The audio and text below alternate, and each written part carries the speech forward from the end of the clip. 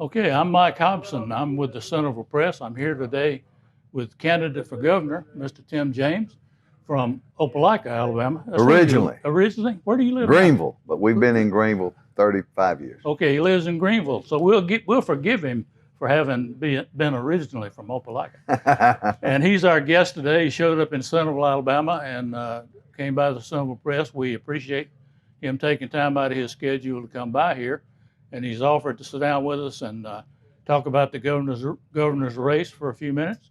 So we're going to give him an opportunity to talk to us. We've got a few questions for him, and he's got some information he's going to share with us. So Tim, welcome to Centreville. And I'm going to start here by just asking you a few questions. I'm going to give you some freedom to talk at will, but I do want to start by just asking you a couple of questions. Good, glad to. Good to be on the show. All right.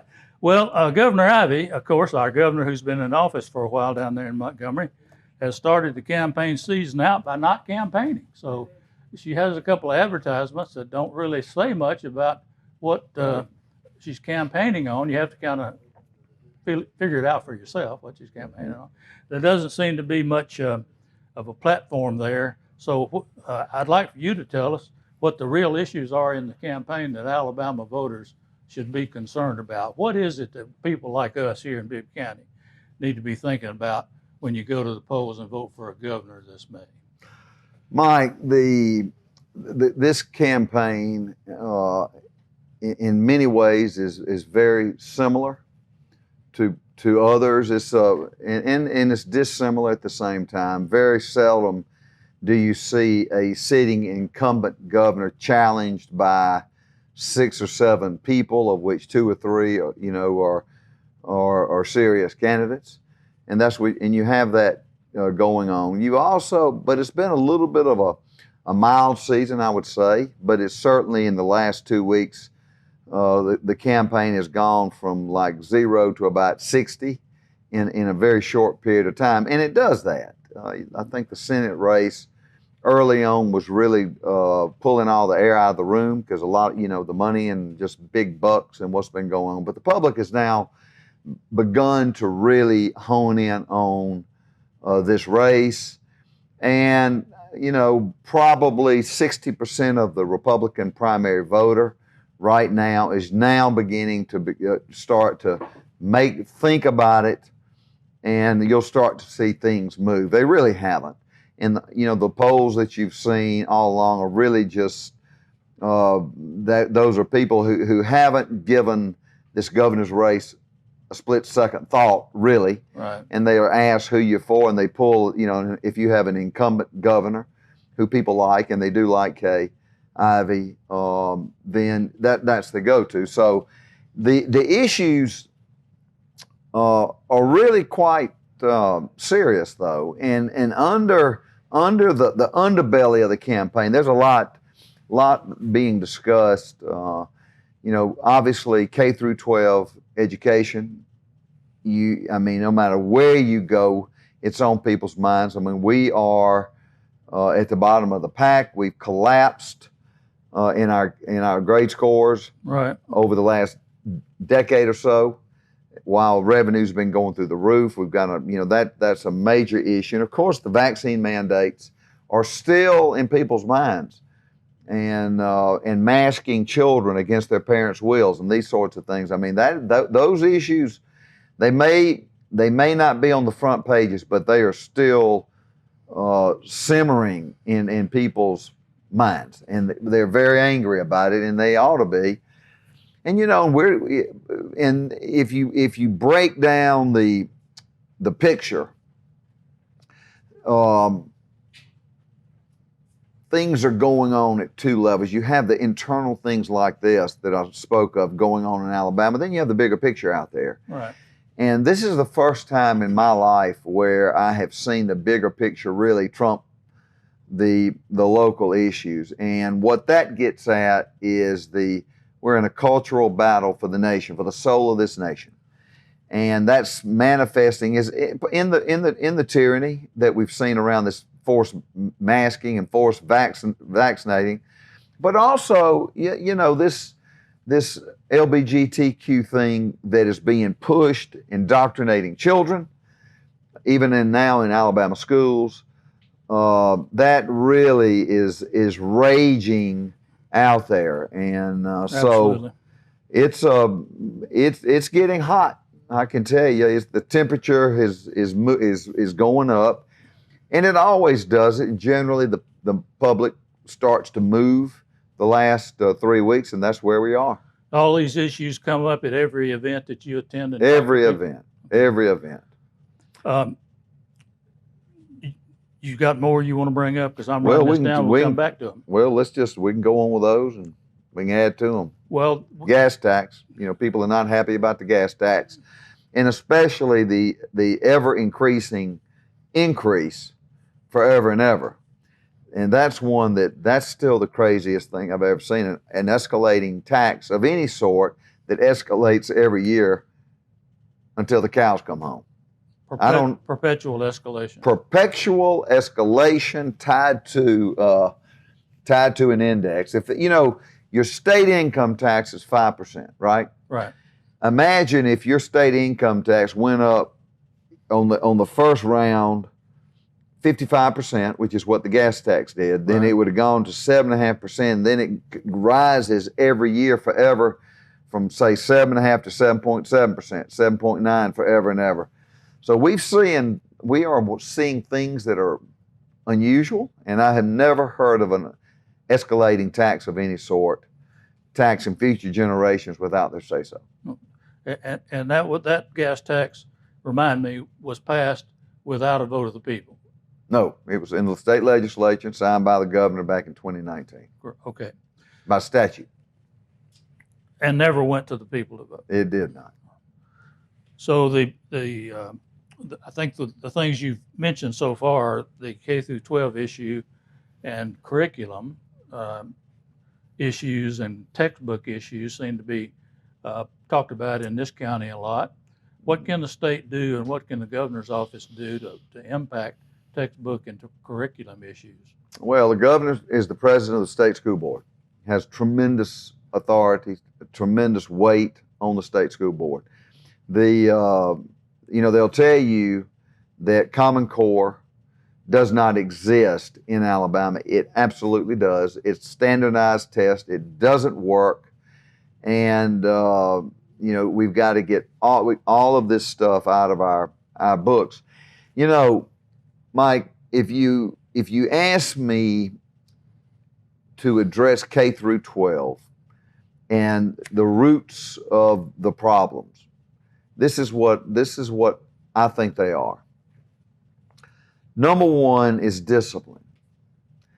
I have traveled this state now for 6 months. I've probably made 100 speeches, anywhere from 10 to 20 people to hundreds of people. And then you take questions, and there are always teachers in the audience, and they because we talk about education, and they'll stand up and they will say, "I'm an 8th grade teacher, I'm a 6th grade teacher, I'm a 3rd grade teacher," and this is everywhere. It's not limited.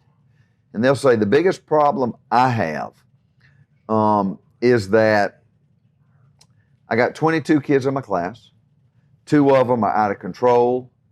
Day after day, they'll do nothing about it. And so I've become an endless babysitter. A teacher's job is to teach and not to be a babysitter." And so these teachers are babysitters. They're dealing with this problem. And the remaining 20 kids in the class are not getting educated. At some point, you have to get those 2 out of the classroom. You cannot sacrifice 20 of them because of 2. And we could talk about the problems with how to handle the 2, but that's number one. Number 2 is you've got to get the best principals in this state into these underperforming schools. Where you have a strong principal, you're going to have an improving school. You can take a weak, lousy principal, you can put them in Mountain Brook, and they're going to go downhill. That's just the way it is. It's like the head coach.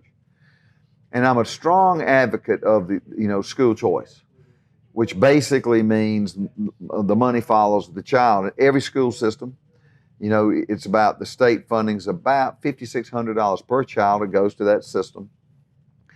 And I like competition. I think competition's smart.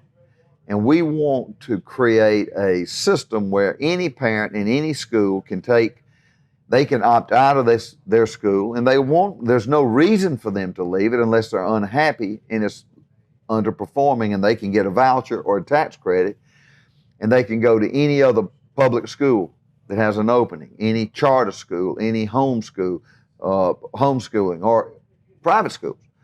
And now you're creating this competition, this friction within the school system, and that'll work. Now, the curriculum is a function of the State Board of Education. I will, and I intend to actively play a role. Most governors really don't. You know, they're there, kind of like the Board of Trustees at Alabama, but they're not involved. But if a governor is serious about public education, K through 12, they're going to exert the time and focus in their role as president of the state school board on these issues we're talking about. And textbooks is at the top of the list. Well, it has to be, and I think the issue has to be rooted out with some serious effort. And as you say, pay attention to the problem. And if you don't have the time, find somebody who does and make them your person on point with no other responsibility. That's right. So I and you have some great people on the state school board who, I mean, you're not looking for a needle in a haystack. We have people that can tell you. They know what they're doing, and they've just been outnumbered, and you've had a governor who didn't engage or could care less either way. So it's not like you're searching for something that's hard to find. What you're searching for is something that's well understood. Right. We know that the legislature has passed some laws to prohibit some things, but we also know that there's some teachers out there that are still doing them. So somebody's got to find them and root them out. Well, I'll give you a perfect example. There's a school system in Tuscaloosa County, and a teacher passed out a form for the children, and there were some special needs children, and they didn't tell the parents, and they would fill out the form about their sexual identity, and there was about a dozen. The list was male, female, female to male, male to, right here in Tuscaloosa County. Right. So, and then they didn't, and they got caught. The principal ran for cover, said he didn't know anything about it. Well, this stuff is going on now, and so if it's going on, these pockets, it's all going on, and you've had this influence of critical race theory, and it sort of comes and goes. People, they'll say, well, we're not teaching it. Critical race theory is doctrine as much as anything. It doesn't have to be explicit on a piece of paper in a book. It's doctrine. And it exists as a mechanism to divide based on the color of skin. And it's so part of this is not just what is in written form in our system, but also the doctrinal things that have to be very clearly ferreted out and make it very clear that we're not going to tolerate this. And if teachers start going there in our public classroom, they got to go. We're not going to put up with it. Right. Well, you mentioned vaccine. Thank you for that. You mentioned vaccine mandates, and we've had 2 years of controversial statistical information from various sources who we thought to be trusted and credible. I'm talking about the CDC and the National Institutes of Health. Mm-hmm. I'm not an expert by any means, but I can certainly read when there's controversy, and I can read various creditable sources who dispute those studies and those data compilations. Mm-hmm. Correct. And I can evaluate for myself that the data that has been quoted and has been relied upon to come to these decisions about what should be done to our children, masking them, vaccinating them, has been done without sufficient scientific reason for that. I attended a number of school board meetings where board leaders were making decisions based on what they thought was good scientific reason, but as we know today, probably was not. We had governors making rulings to close businesses and support board decisions about how we treat our children. What are we to do in the next event about the authority of governors and public health officials under the control of the governor, about the decision making and the executive authority that the governor's office has the power to exert? Well, the executive authority is in the Constitution. Now, what they supposedly widened the timeline that the governor could call, uses her executive powers during the pandemic. Either way, executive powers are constitutional, and the governor, if there is a true threat, it could be a hurricane, it could be anything else, the governor has that, and they should. That's the way the country is designed. This has been ferreted out in detail at the foundation of the nation. The problem is the governor. That's the problem. And so this is how this thing went down, Mike. The pandemic hit first quarter 2020, in March, February, March.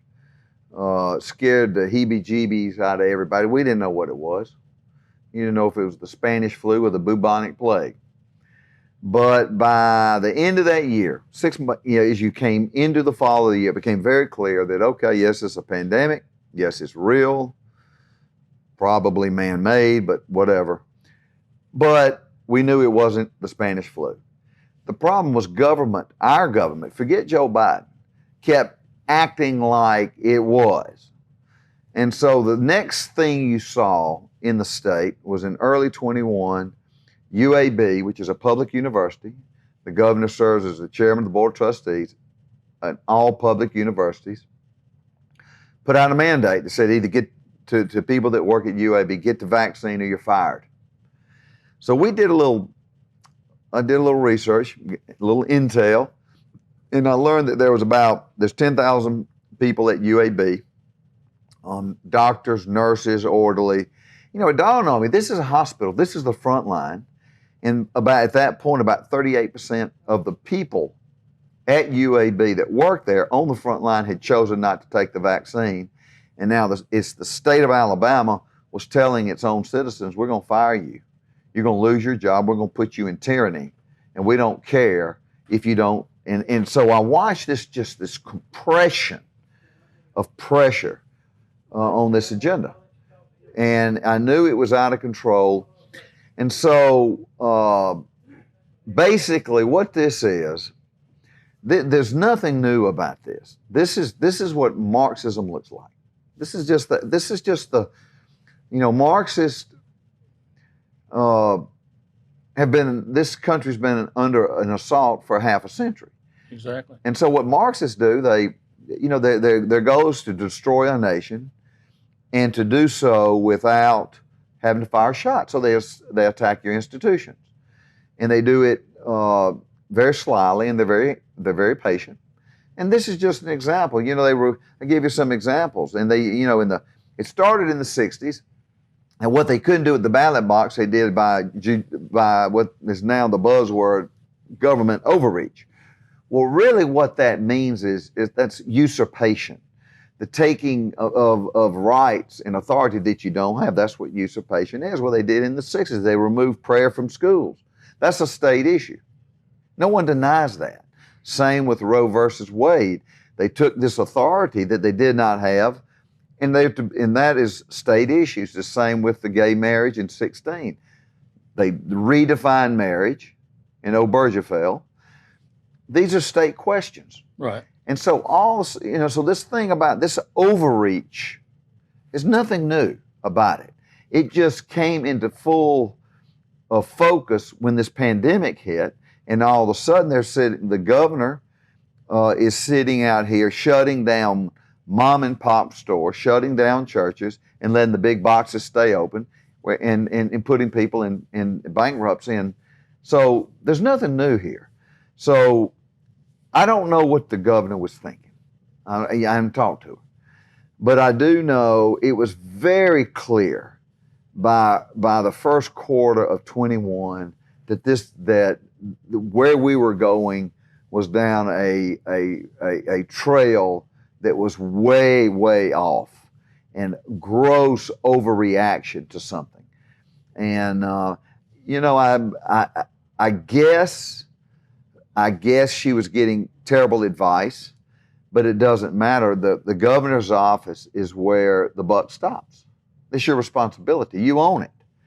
And she made some very bad decisions. And then the masking of the children is even worse, because now they were even doing this in some school system, forcing it in Madison, Alabama, and others, as recently as a month ago, against the parents' wills. Right. So here's what we know now. You have children, first, second graders, who've never been to class without a mask on. And it has done tremendous damage to these little ones for two reasons. Number one, even children sitting in a room wearing a mask, they know it's not normal. They know something is wrong. I mean, you're bringing fear. You're bringing a spirit of fear on them. Right. And then we know that when they wear a mask, you muffle the sound, and that's how they learn. First grade, that's how they learn to speak, by reading lips and hearing the sound.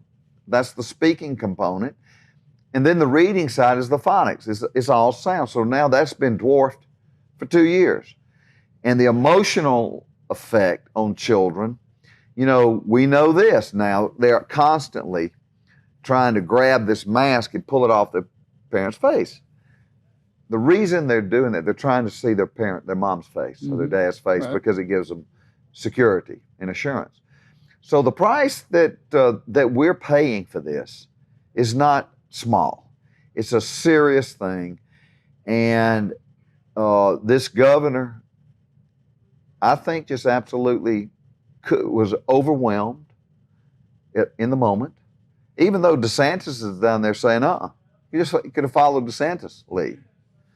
And great damage has been done to this state because of it. Well, I think time is going to tell, or has already told. Florida seems to have done very well with the decisions that Governor DeSantis has made. Nobody's proved him wrong yet, and they've tried real hard. Correct. To prove that he was mistaken. So I think that's going to be very telling in future elections. These other issues that you mentioned certainly are important to Alabama and its future.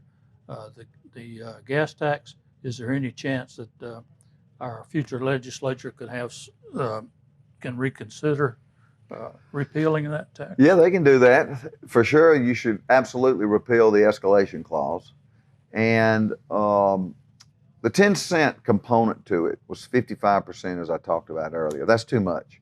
And I'm not one of these guys that said you don't ever need a few cents gas tax from time to time to build roads, right? So that's not who I am, but it was grossly excessive. And all at the same time of, we were talking earlier about the road coming up through West Alabama they want to build. Right. And the governor's pushing it, and her highway director, they're saying we're going to improve this road up West Alabama, near here. But what they don't tell you is they're talking about building this road with $700 million in state money. And it's the craziest thing I've ever heard, because if you take $700 million of our state gas tax dollars, you forego $2 billion in federal matching dollars. So who is going to trade $700 million on one job to give up $2 billion in federal matching dollars? It's the craziest thing. It's not very smart. And I don't know what they're thinking. So when you're seeing decisions like this that they're making, let alone the I-10 bridge, they've got $60 million and then have nothing to show for it over Mobile Bay. Mm-hmm. They don't need any more money. So it's taken me a while to really get at. I had to really understand the decisions the DOT and the governor's been making, or her people. And so I think it's time. I'm not going I'm not going to cover for them. I think you just repeal the whole thing. You just unwind it all, and then if you want to readdress roads with 2 or 3 cents every so often, and that money goes straight to build roads, that's not an unreasonable position. Well, we've understood for a long time that the road was going to be widened, Highway 5, from Woodstock all the way to Mobile for years. We thought that was in the planning. Same with 80. I can name about 10 more, just like it. Right. So apparently Highway 69 somehow, priority for that seemed to have piggybacked over Highway 5. Yeah. Now, Highway 5 has been a route that's been traveled for many years to get to Mobile, and Bibb County would certainly benefit from the widening of Highway 5, and we'd like to see it happen. The future of Bibb County, as far as the growth of the automotive industry, is tied to the manufacturing that has taken place for the last 20 years in Bibb County, and we'd like to see some growth in Bibb County. And I wonder, you've had a lot of experience in economic development. If you have any thoughts. I think it's I know the area well. You know, I'm in the road business, build bridges. This is what we do. I get it all.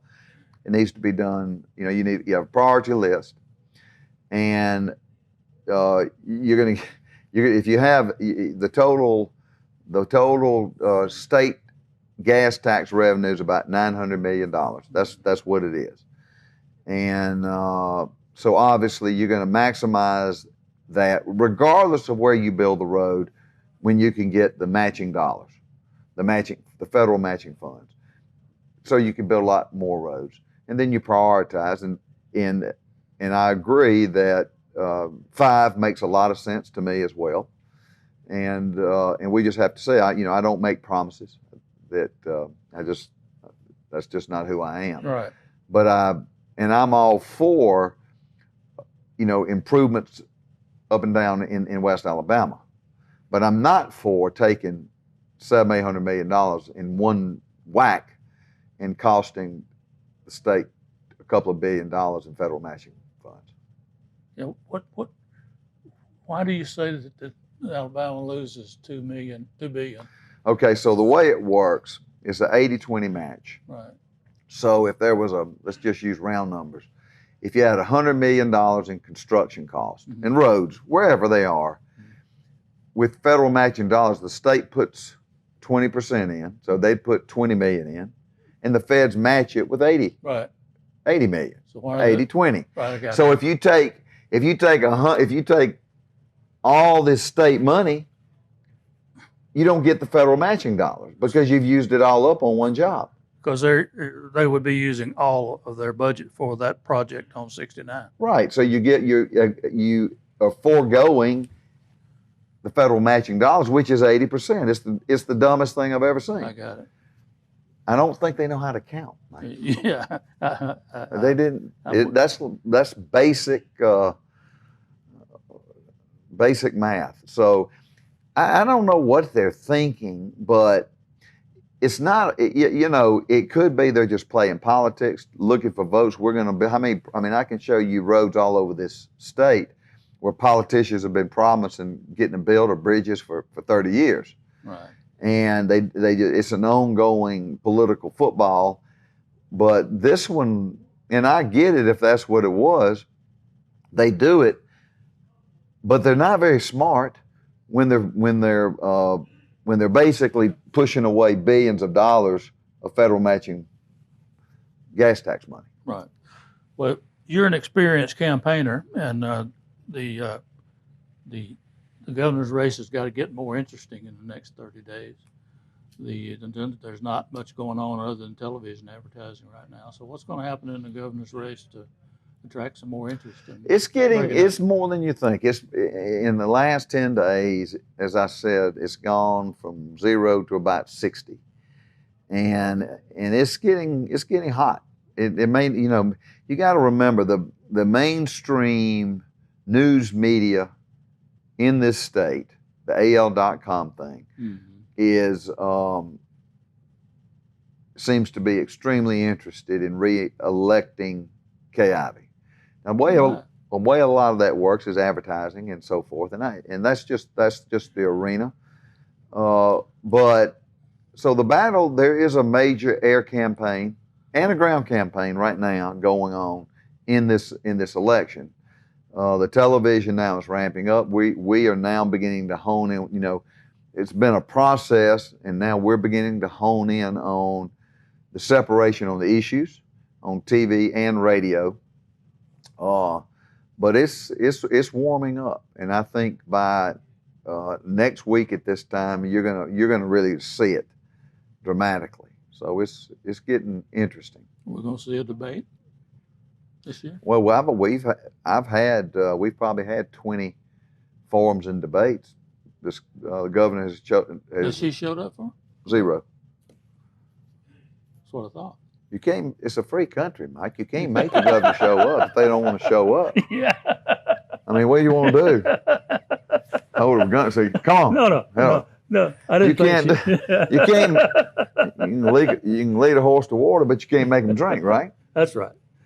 So yeah, that's not going to happen. But we're very excited about the race now. Let me tell you, we sense a movement, and we're seeing a movement. And this, and what's happening is people are beginning to think about it. Most people are just now beginning to semi-realize, wait a minute, there's a governor's race in less than a month. And when they don't tend not to think, unless they're kind of on the inside, right? In that, and they don't really digest and think about the things until they almost have to, and that's where we are. So we are excited about this race. We are looking at a runoff with Governor Ivey, and then you'll have a runoff. I'd rather win it without a runoff. That would be better. Right. But you have a lot of people in the race, and then, but if not, get in there head-to-head. And it's a lot tougher to hide when you have just 2 people. That's right. Versus 6 or 7, whatever it is. Well, we appreciate your time today. Let me give you an opportunity to close this down and tell the people who are going to see this what you think separates you from the rest of the candidates in this race, and why people like us, the ones that you're talking to today and the people we know, why we need to be voting for Tim James. Thank you. I'm going to really just draw a separation between me and Kay Ivey, because that's who I'm really running against. That's right. So, we're very different people. I know this governor for a long time. My dad gave her first job in his first cabinet in 1979. So, it's not, I don't have hard feelings. I like Kay Ivey. The problem is it is very clear that she is overwhelmed by this role. She can't do it. So, she, just to kind of go down the list, she made a huge run at sticking 10 full-on Biloxi-style casinos in Alabama. Actually, she said it was her greatest regret that she didn't get it. I'm not for that. She signed a bill called the Compassion Act, which legalized medical marijuana that was did nothing but set up a syndicated drug cartel to peddle dope in every town and city disguised as medicine. We already have medicine, medical marijuana medicine. Your doctor can prescribe it and you can get it at CVS. I'm going to repeal it. This gas tax, a 55% increase in gas tax on the working people of this state, plus the escalation clause, and just leaving it there when gas has been $3.80 to $4 month after month, right, without even thinking about turning it back. I mean, it's not just the gas tax, it's everything else on top of it. It's the right weight of everything at the same time is causing tremendous damage on working families.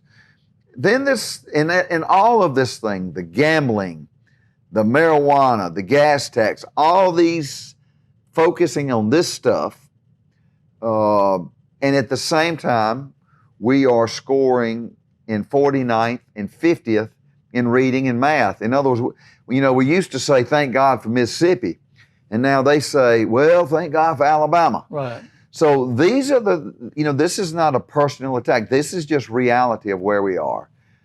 this mandate thing, I think she just was overwhelmed, and I think the people around her just pulled her, and she didn't have the wherewithal or I don't know what it is, to say, no, we're not going to do it. Long after it was very obvious that this was the thing to do. You can cut anybody's slack for a period of time. Sure.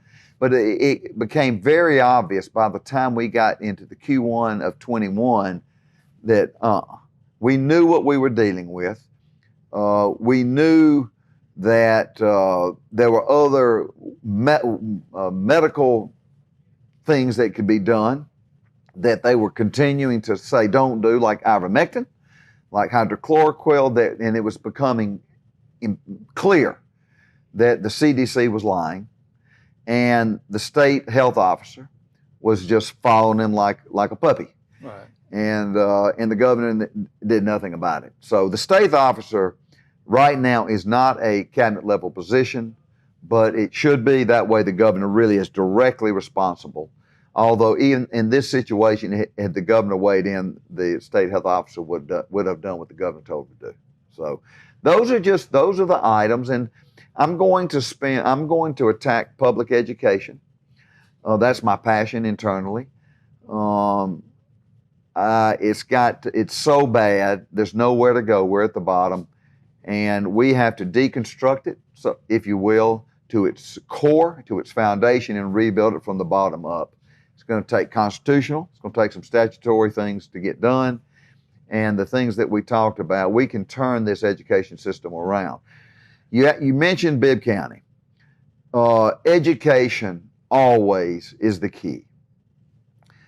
If a child is reading and doing math when they leave the third grade, it puts them on a trajectory to graduate from high school and become productive citizens. If they're not, they fall behind. They never catch up. So we have to fix that, and you can fix that. Economic development is a big deal. We're to the point now, though, that our level is going to start to have a negative impact. Company comes to Alabama, comes to Bibb County, wherever, and says, I want to put 100 employees here and build a plant. And you're going to show them around, you're going to show them I-20 and all these things. But at some point, that company's going to ask, well, tell us about the education system in Alabama. And you're going to say, well, we're bottom of the barrel. That's like taking a pitcher of ice water and pouring on the table in a meeting. Right. So that is key. Trade schools, improving, expanding that. You know, nowadays, Mike, if you graduate from Auburn with a finance degree and you go to work for Regions Bank, it's going to pay you about $65,000, maybe $70 right out of college. If you get graduate from high school, get a 2-year degree, or go to a trade school, learn to fix Caterpillar tractors, Mike Thompson at Thompson Tractor Company will pay you $125,000 to fix Caterpillars. Right. So the trades used to be, kind of resisted. People, they kind of had a stigma, but now they make more money.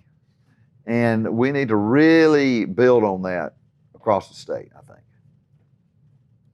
All right. Well, once again, we appreciate you stopping by. The door is always open here. We hope you'll come again, and we wish you the best with your campaign. Thank you so much. My website is TimJamesGovernor.com. So just my message to your listeners is please join this campaign and help me win Bibb County in this region, and we'll get elected governor and get to work, roll the sleeves up. Well, it's going to take the small counties to get you over the hump. So we'll see if we can help you. That's right. Thank you so much.